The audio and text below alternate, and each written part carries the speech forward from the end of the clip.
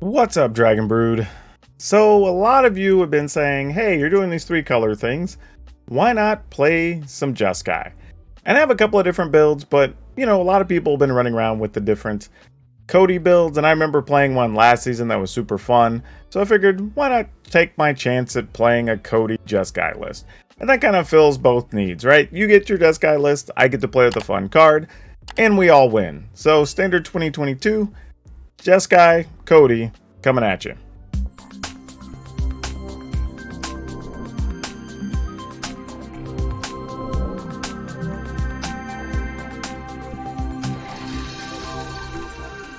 Now, because we're playing Codie, this is all about spells, obviously, right? So you want to take advantage of everything you can. The trick is here, because you're playing Codie, well, there's really two things. One is you want to try to have stuff at different casting costs, so maybe you can hit spells you want when you want. The other thing, too, though, is also making sure your deck has the capability of winning if you don't ever get a Codie. So that's going to mean having to have some stuff that can make tokens and whatnot, so you can still attack even if things don't necessarily go your way. So starting at the top, we're playing Dragon's Fire, just because it's a good cheap removal. 2 mana, 3 damage, lets you hit Planeswalkers as well, which is pretty nice. Then we're playing Expressive Iteration, which I don't necessarily love 4 copies, but I think it actually makes sense in here, especially since part of your plan could be hunting for a Codie, which is reasonable. We're playing 2 Rip Apart, which is just some extra removal. Again, can hit creatures or Planeswalkers, but possibly can remove an artifact or enchantment, which does come up sometimes where you need to get rid of something like an Eska's Chariot or something like that. Then we have Divide by Zero.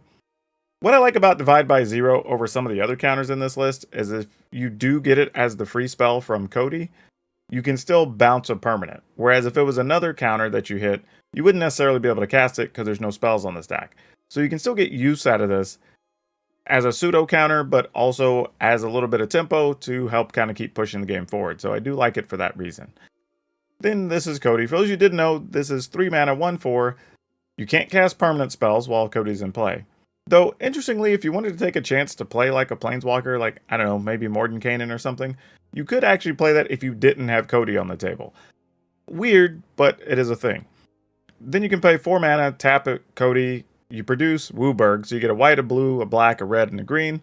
And then whenever you cast your first spell for the turn, you reveal cards from the top of your library till you find a spell that costs less, and then you get to cast that for free at any point during the turn. The one thing I will say about this is if you use Codie as an instant on your opponent's turn, then you do have the small problem that if you do hit a sorcery, you won't be able to cast it. So you're going to want to be activating Codie more on your turn than not, but there are a few instances where it does make sense to wait, leave your mana up, and do something on your opponent's turn. But something to keep in mind whenever you're playing the card. Then we have Starnheim Unleashed. This is another way we can win the game, especially late, being able to produce a big pile of angels. Then we have Doomscar to keep the board clear. Lorehold Command. This is one, I think we played it in yesterday's deck as well. I'm a big fan of this card. I really like it when we get to play it, find spots for it. And here it does a lot of things, right? It can gain life, it can kill a creature, it can give your stuff indestructible, which can be cool when you use it in combination with Doomscar, right? There's a chance you can cast it, give all your stuff protection, and then your free spell of Doomscar, you protect your team, and then you attack. So, that's a thing you can do. But lots of cool stuff with this card in this deck. Ameria's Call, because it can also be a land, but get you a couple of angels, give your stuff indestructibles end of turn. Auron's Epiphany, because the card is dumb, and if we get to cast it and get a second spell, why not get a second spell on top of a free turn? Then a couple of Shatterskull Smashing. This isn't the best thing to get off of Codie, but it's here for now.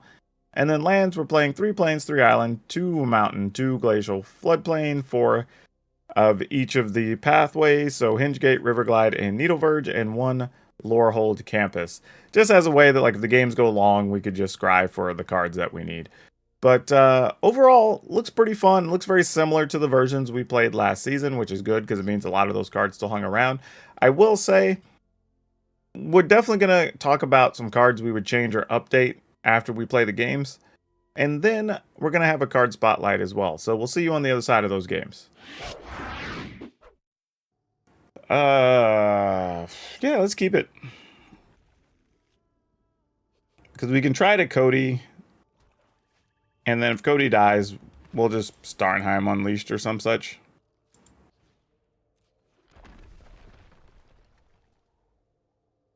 So we foretell one of these, and then we just play Codie, and then we see what happens. I think is our game plan. Night Twitch, sure.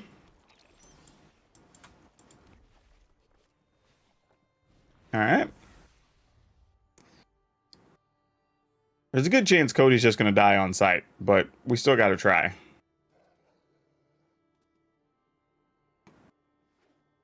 But if Codie doesn't die, it's going to be awesome.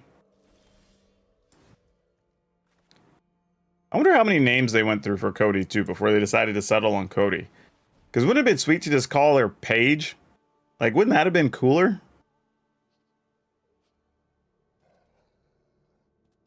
Like, I thought about that when I saw it. I was just like, man, it's a book. Why didn't we just name it Paige?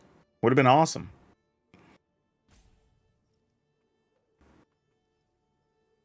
Because Codie the Codex almost sounds like it belongs in a, like, Dora the Explorer thing. You know what I mean? Not that that's anything wrong with that, but, like, it's almost too cute. Whereas, like, if you call it Paige, it's like, oh, it's a play on words, right? Because it's a real name and it's a book and, you know. Maybe I think too hard about creative things sometimes. Oh, no problem, Ace. Like I said, I may still try it out later.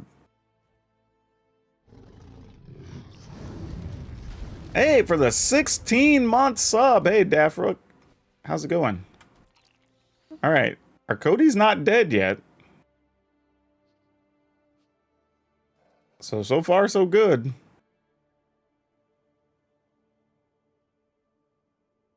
Opponent's really thinking about what they want to do here. Just chilling at work. I feel you, man. I did a lot of work this weekend. Okay.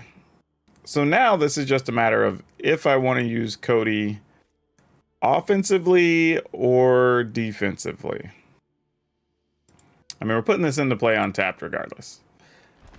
So now it's just, do I want to do this for 2 tokens? Actually, I think we do. Like, they fetch for some things. They can kill Codie or whatever. That's fine. Let's just do it. And say, if you got it, you got it. What you gonna do? What you gonna do? Yep, there's another spell about to come. Oh, Rip Apart. Do I even want to cast that?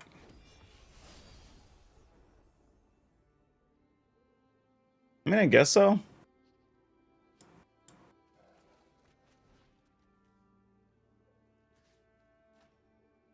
I mean, they get to go search for something, but like, they were going to anyway, either this turn, I mean, next turn or the following turn. Oh, they're going to Deadly Dispute anyway. All right, fine. Well, that... Actually, that's probably... Well, they're going to get all the value anyway, because they still get to go iTwitch and learn, so yeah, they're fine. I'm probably going to get something to kill Codie. Yeah, that's exactly what I thought was going to happen here. Fortunately, we have the land we need already to be able to lore hold command and whatnot. You know what would be savage if the opponent... Oh, they already do have it now. Damn it. I was thinking if we could get a turn where they're going to try to Blood on the Snow, and then we could defensively keep our Angel alive, boom. That'd be a good way to get somebody. I mean, we're sacking one of these creatures and just killing Codie, right, opponent? Like, come on. I was going to say, it'd be foolish not to. Hunt for specimens. All right. And they get to go learn. And get what? Probably mascot exhibition? Wouldn't surprise me. Yeah. Makes sense. Ooh, man. Having a double Dragonfire in hand is kind of nice. See, this is tough because part of me wants to go ahead and just use Starnheim Unleashed. Like, foretell it and then leave this up. But another part of me wants to be able to defensively play Lorehold command. And I don't know which part is the correct part right now.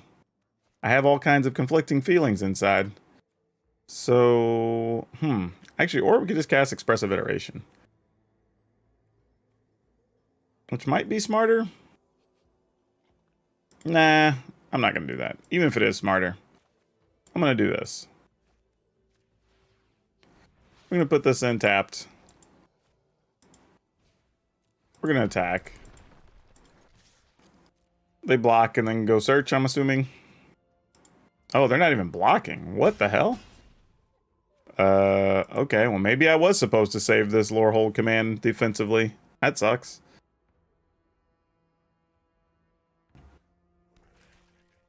Alright, well, on the plus side, what are you getting back? If you... Oh, not much, actually. Just an eye twitch. Oh, that's okay if that's all you got. I thought it was going to be much worse than that. Welcome to Witherbloom College, class. Sure. We'll sack one of those. It was going to die eventually anyway. I mean, that could have been way worse. Right. So much Yeah, that turn wasn't nearly as scary as it could have been. That was actually pretty nice. Ooh. Ooh. We do this. They still get to block, though. If we use Expressive Iteration, we need to find a land. A red land, preferably. But there's an Outrun's Epiphany. Kind of want that, too. We'll take a land. Put that in our hand. Put this on the bottom. We'll take this. Can I still exile that? Oh, I can't. Damn it. I knew that was going to be a problem. Dang it. That's what I get for not paying attention. Oh well. Such is life.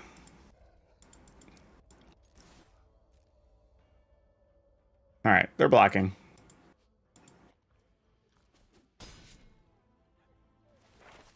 I'm going to wait before I use my Starnheim Unleashed. Hey, what's up? Thank you for checking out the stream. Good morning from Spain. Well, good morning to you as well. It's actually very much nighttime for me. It's almost 10:30 in the evening. It's always amazing how time around the globe works. I love it, though. I think it's neat. It's like, the internet makes it to where we can meet all kinds of people at all times of day, and it's awesome. iTwitch. Okay. iTwitch gets to do what? Apparently nothing. Let's kill that.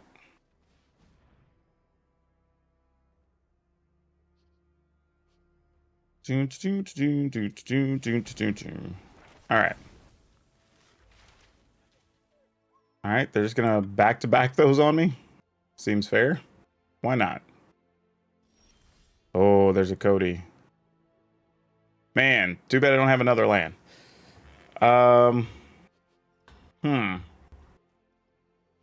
Guess it doesn't really matter if I'd have kept the Epiphany, because I couldn't cast it anyway. I still only have one blue. Do we just make 2 more angels here? I feel like that's wrong, because, like... Alright, opponent's at 10. We could make that 7. And then shoot the token. How do we do this? Do I get greedy and just make 1 token and play Codie? That feels rough too.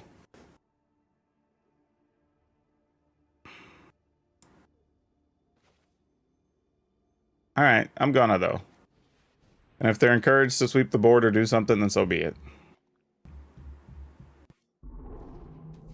End the turn. Let's see what happens. From the ATL. Alright. I haven't been down to Atlanta in like 4 years. Last time I went down there was pretty sweet though. Like, for those of you that don't know, if you haven't been, Atlanta has one of the best aquariums in the country. Like, it's awesome. We will Those big whale sharks are freaking amazing.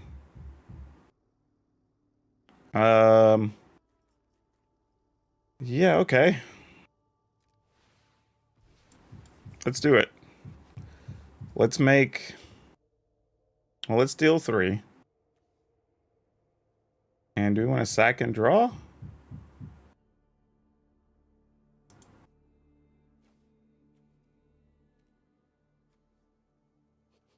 I'm just going to do this.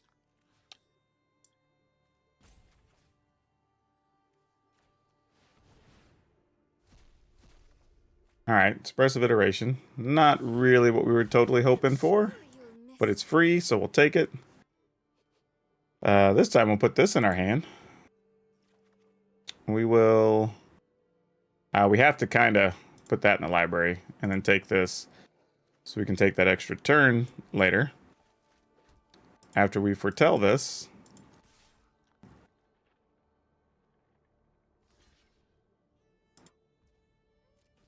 All right.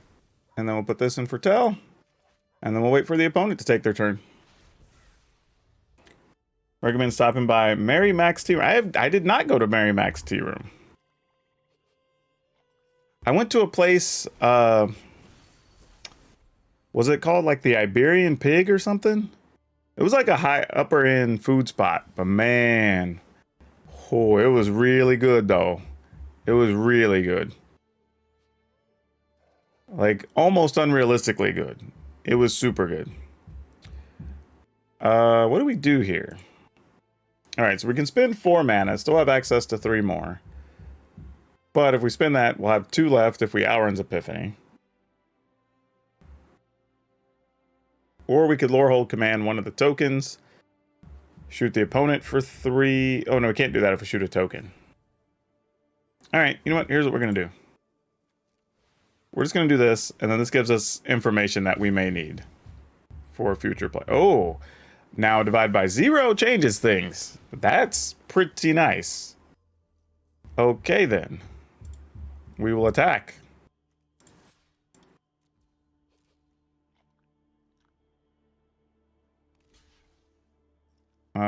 Sure.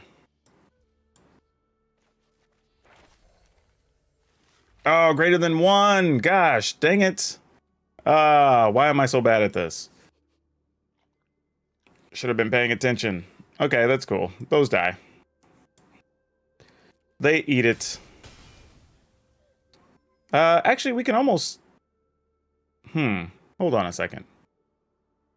If we do this, we could shoot them for 3, 4, 5, 6, 7. So opponent's at 3. Okay. There's definitely other things I could have done this turn, but that's fine. Oh, well, that's cute. Never mind then. Codie's like, don't worry, I got you, fam. We'll be all right.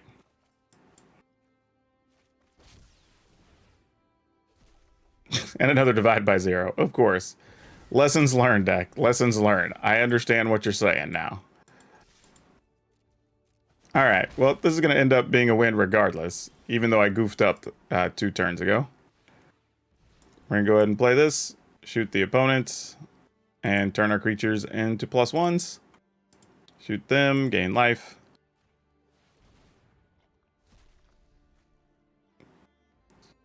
All right. And we attack with all that.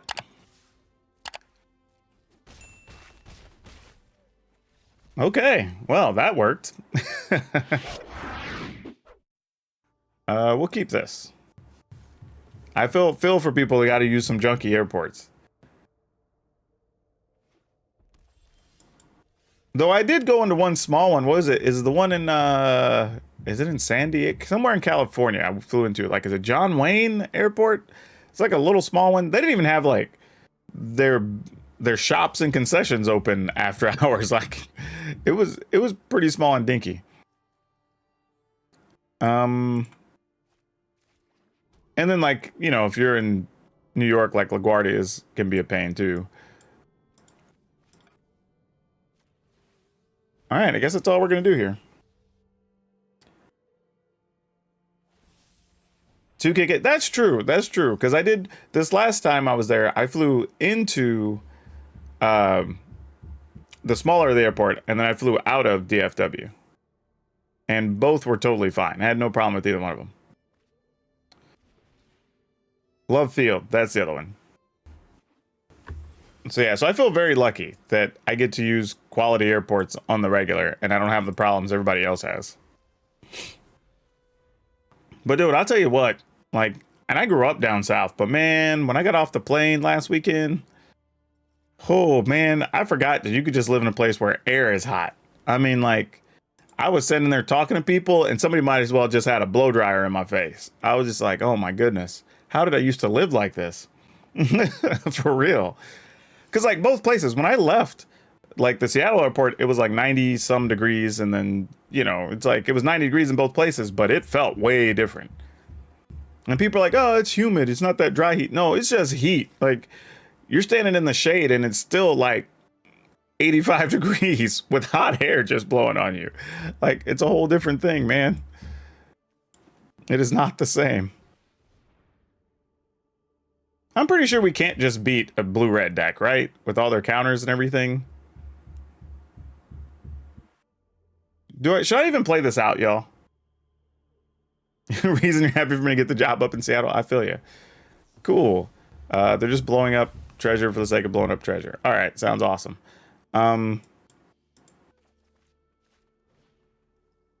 Sure. I mean, here they're going to cast a dragon, I'm assuming. So, I mean, if you're going to do it, now's when you do it, right? Yeah, there's a dragon.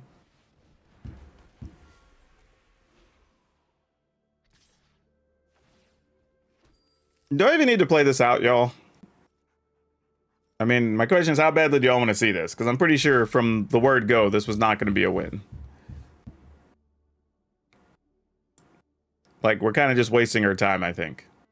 Yeah, okay, I feel the same way. Plus, we've all seen, like, the Izzet Dragons deck a million times. Oh boy. Okay, we'll keep this. This is a pretty slow hand, but otherwise it seems mostly fine. I think I'm going to go ahead and play this tapped.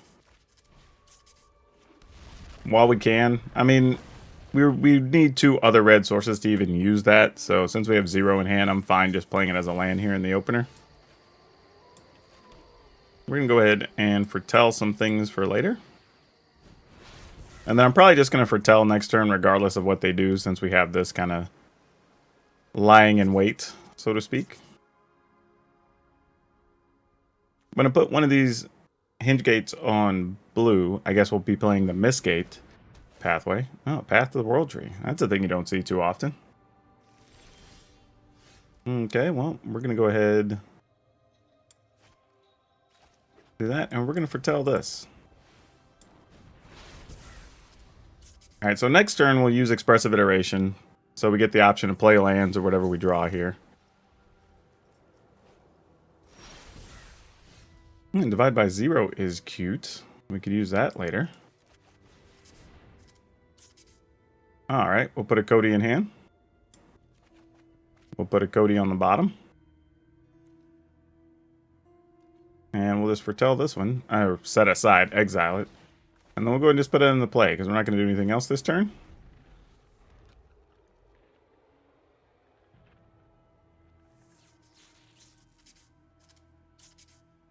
We have a Lower Hold command in hand. We've got a Codie. We've got Auron's Epiphany.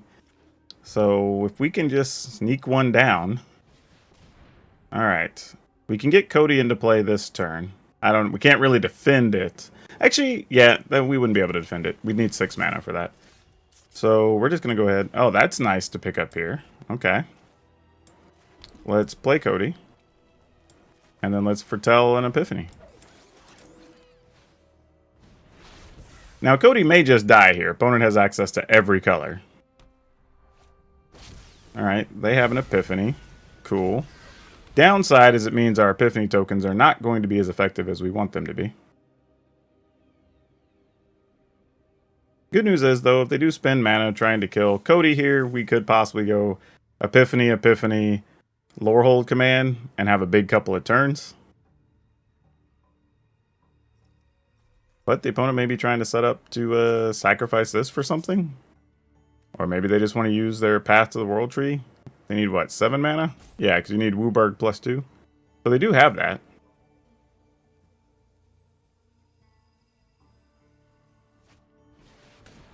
Okay, well, we do have a shields down moment, so if we're going to do anything, this is probably it.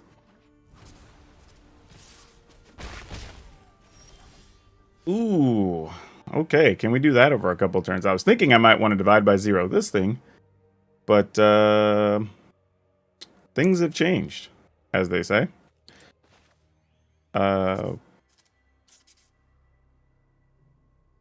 Yeah, because we can just cast possibly the Amaria's Call later, so let's do this. Now let's go ahead and knock this out. Well, another Doomscar doesn't help us. So that Doomscar is just going to go to waste. Alright, so we will be able to cast the Amaria's Call when the time comes. We're going to take another turn. See if we get something more useful. Oh, I should have used the Codie. What was I doing? Gosh dang it. Such an idiot. I just blew up my own best scenario. 2, 3, 4.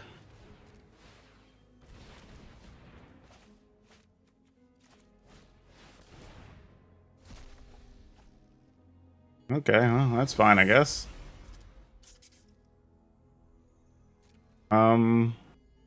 Yeah.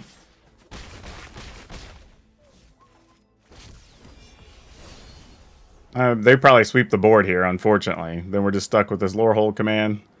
And I probably could have had the opponent lower had I actually used Codie last turn, but I mean, they'd probably be at like either 9, possibly a little lower, probably around 9. I would have probably got in with another 4/4, but I'd also have another potential card in hand, so who knows. Coma. We can beat a Coma. Maybe. Well, yeah, we can beat a Coma because we have a Lorehold command. 1, 2, 3. We'll just bounce Coma. Yeah. And we can still activate if we want to, so I'm just going to take this. Resolve, then make a 3/3. We're going to attack and then use Lorehold command, I think. And that should do it. Let's attack everybody. I should just attack all and then pull Codie back, but we'll do it this way. Yep, that should do it. Let them declare their blocks, and then we'll just go ahead and Lorehold command, give everything +1, and shoot the opponent for 3. Everything gets +1, shoot the opponent for 3.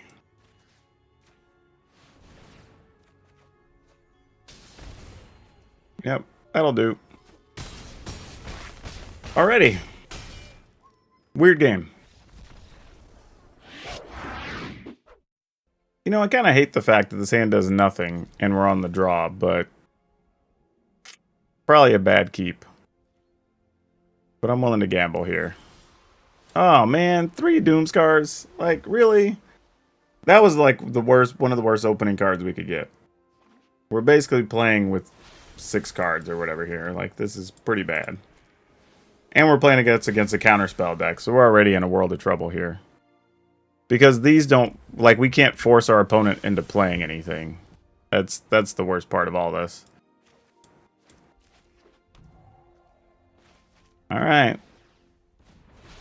I mean, there's really nothing we can do.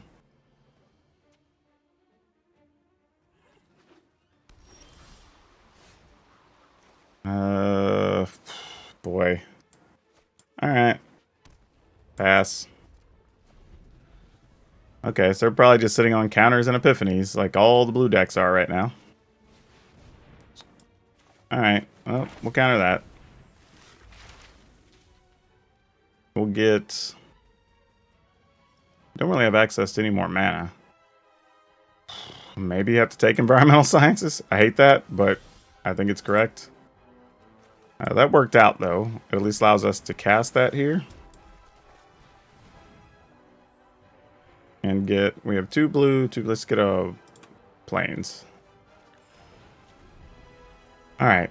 Step 1, let's see if Codie lives or if they just try to cast the dragon again.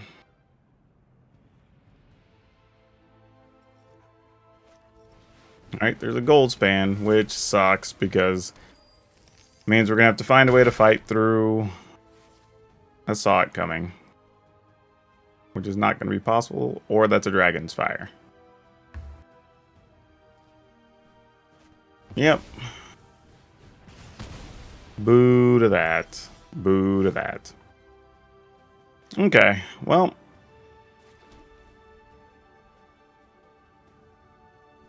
Not a lot we can do here, unfortunately. Okay, divide by 0 kind of helps us here. Because there might be a scenario where we need the Doomscar and we'd actually be able to divide by 0 to counter it. Maybe.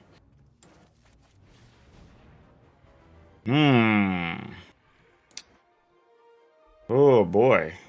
I was not expecting to see those cards.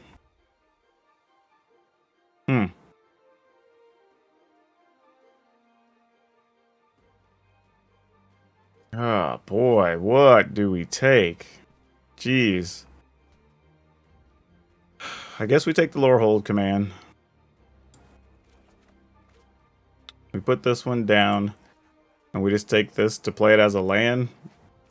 Because there's no scenario where we're going to get to cast this and have it resolve, unfortunately.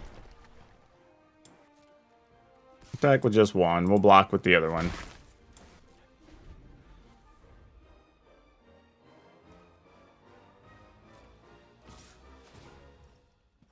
Yep.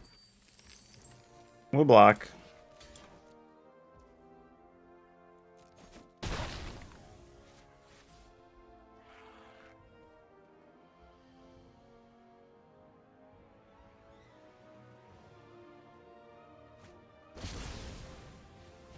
Alright. I'm not sure what we're doing with this, though. Like, that's the worst part. Like, we got it, but, like, what do we do with it? I mean, 1, 2, 3, 4, 5, 6, 7. I mean, I guess we can exhibition. I mean, opponent shields are down. It's the best opportunity we're going to have, I suppose.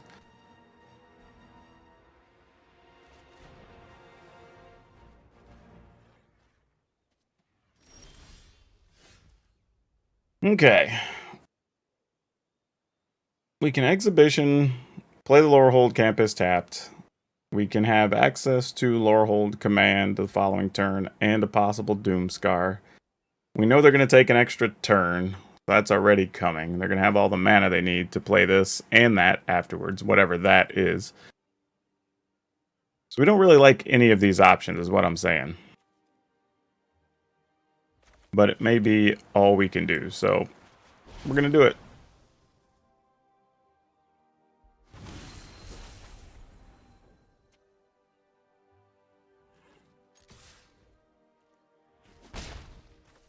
Alright.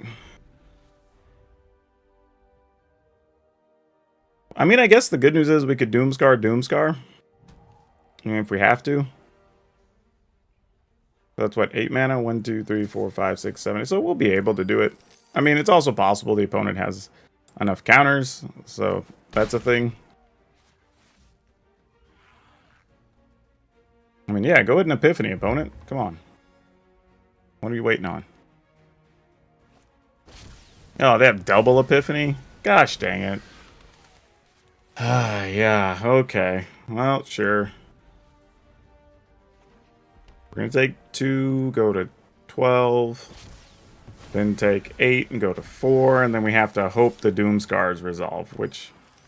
Ugh, okay. I mean, I guess the only plus side is we'll have... Oh, and they had a Frostbite. Then we're just dead then. Alright, cool. Alright, I guess we'll keep this. Not sure what our real plan is here, but gonna need to find some red mana along the way. That's gonna be kind of step 1 here. Likely we'll just foretell the Starnheim Unleashed. I think.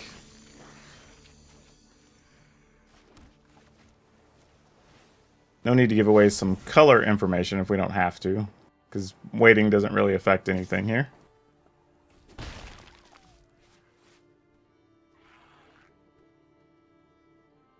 Sacrifice it, get double treasure. So they can cast some dragons or some such next turn.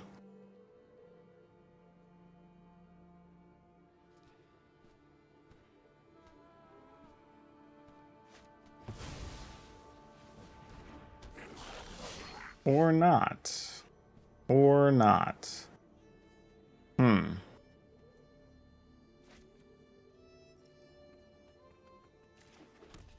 Okay, I'm gonna go ahead and just make the one angel. I mean, if they kill it, they kill it.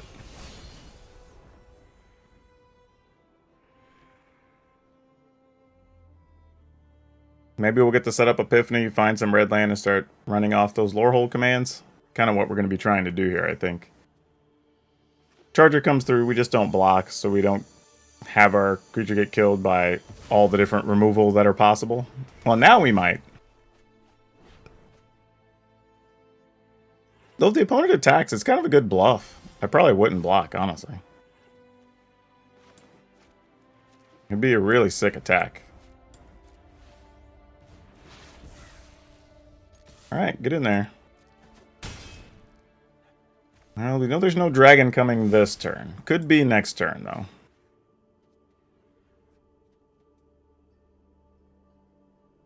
Sick part is, though, we could give our dragon, or our angel, indestructible. And blast the opponent and kill a dragon. That'd be kind of sweet. And then if we get a land, take an extra turn. Like, so there's some things here. We have a route to victory. It's not conventional by any means, but it's a thing.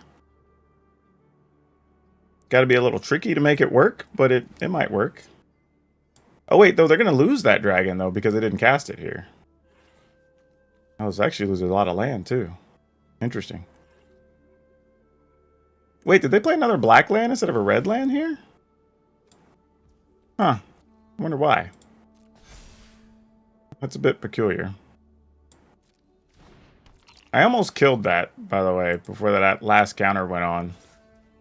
But I'm banking on the fact that we can survive a lot of this.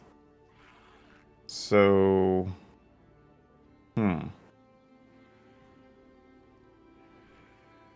Just debating what we do with this during their end step. Because we can go ahead and kill that. And I think our angel's going to live here. That doesn't seem like a list that would play like a shock or obviously not frostbite. So I'm going to go ahead and do it.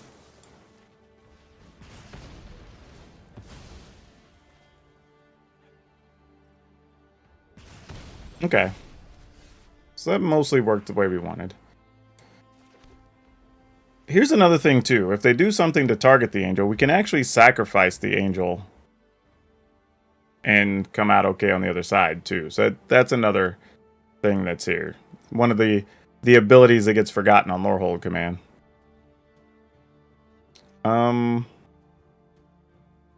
So yeah, we're going to attack. Sure, they'll block, whatever.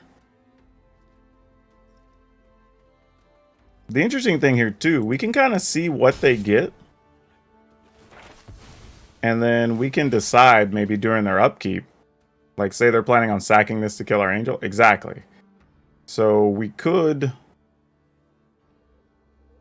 protect... Actually, I don't think I want to. I think if their whole plan is spending 3 mana and they're light on lands or something to kill our angel, I think we just sack the angel, get 2 cards, make a 3/2, play the Auron's Epiphany, see what's up after that.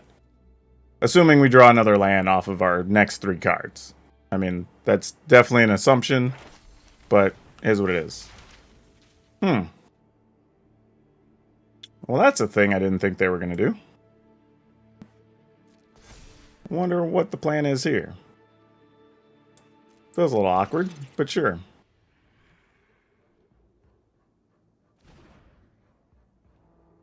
One, 2, 3. That's only 5. Getting a land here would be land 6. Okay.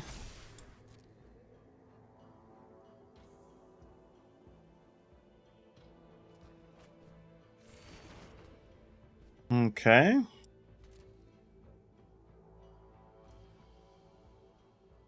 Alright, so I'm going to shoot one of these and make a 3/2. shoot one, and we'll make a 3/2 with the idea that if we don't get the extra land for the Epiphany, then we'll probably just shoot the other one in attack. Okay, we did get the land for the Epiphany, so we're not going to do that.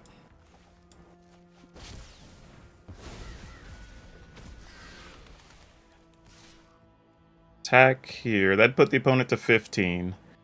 We could make a 3/2. Shoot that. Attack for 4, 5, 6, 7, 8, 9. Instead of the opponent at 6. It's not really a lot. Yeah, okay. That doesn't help. Let's go ahead and go looking, because we still have enough mana to cast that if we wanted to. Rip Apart. That's a thing. Let's put this into our hand. One of these go on the bottom, one gets exiled.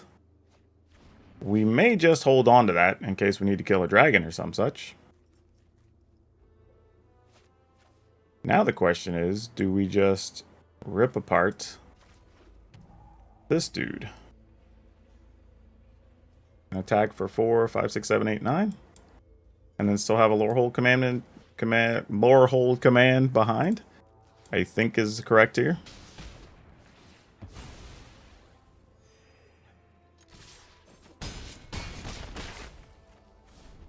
All right. Lorehold command with the haste ability plus make a token could still be a win. If they sweep the board here, that does complicate things. I mean, they have 7 mana. Oh, no, they have 6 mana. They don't have 7 yet, so they can't play their mascot exhibition.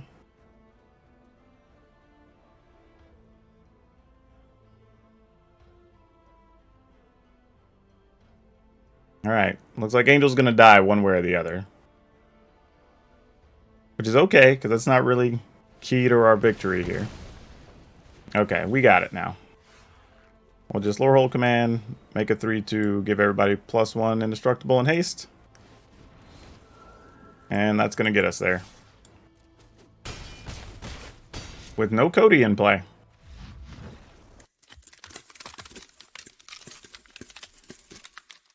So yeah, this deck was actually pretty fun, and we managed to win some games even without Codie in play. I will say, your toughest matchups are going to be the counterspell heavy decks, so if you run into like a lot of the blue-red or the blue-black control, like that's going to be a real bit of a problem. You can handle most other decks with relative ease. You do have to worry about the occasional sweepers, but you can offset that somewhat by holding on to Divide by Zeros. So you do have strategy plans against those, but I would say most likely the heavy counters are going to be your toughest matchups, because you either get caught where Codie's not going to live very long or even resolve, and then the other side of this, your spells are kind of pricey, so they're going to be able to 1-for-1 you while they're still doing whatever it is they're doing. So those are tough, but everything else I think you have some pretty decent game against, surprisingly. Now, I would change probably the 2 rip aparts and put in some Prismari commands, and maybe even cut one of something else so I can get at least 3 of those. Mostly because being able to get the treasure has a lot of upside. It gives you an additional removal card. Or if you're just digging deep to find another land or to find a Codie, you'd be able to do that as well. So it can fill a lot of spots in this list. So I'd probably like to cut those 2 rip aparts for those at least. And I'm probably going to cut one of something else in the final list that you'll see for download. Now, for today's card spotlight, I'm going to just talk about Mother of Runes. Mostly because this card is pretty damn sweet. And truthfully, it's expensive. Like, considering Mother of Rune has had like 6 reprints, I think, in various forms, all the way up to an F&M promo, and most recently having a chunk of a secret layer where you got 4 versions of it with some pretty sweet art. The lowest one you're going to find is around $5, and a lot of them go up to $8 or $9. And then of course the F&M promo is like $50 or $60 now. So even though this card's still old but good, it's really rocking a pretty solid price tag considering how many are out there in the world. And if you bought that secret layer, those are actually already starting to trend up a little bit, so you might be making a little bit for your money when those get into your hands. Now don't forget, if you want today's deck list, you will be able to get it in the description down below, along with links to our Discord, which everybody is welcome in. It's a great place to get deck help, discuss stuff about different formats, or even just ask questions for stuff you don't really know about. And also, you can catch me over at Facebook Gaming or on Twitch, streaming all the time. And if you did not know, there's actually a Facebook gaming app now, I'm told. So you can download that and you don't even have to just deal with the rest of Facebook if you want to come watch me on those streams. And then finally, if you haven't, please remember to hit the like button, subscribe button, notification bell, because that helps me out, lets you know whenever I have a new video out, and just shows me how much you love and appreciate the work that I'm doing. But that's all I have for you for now. We'll see you next time.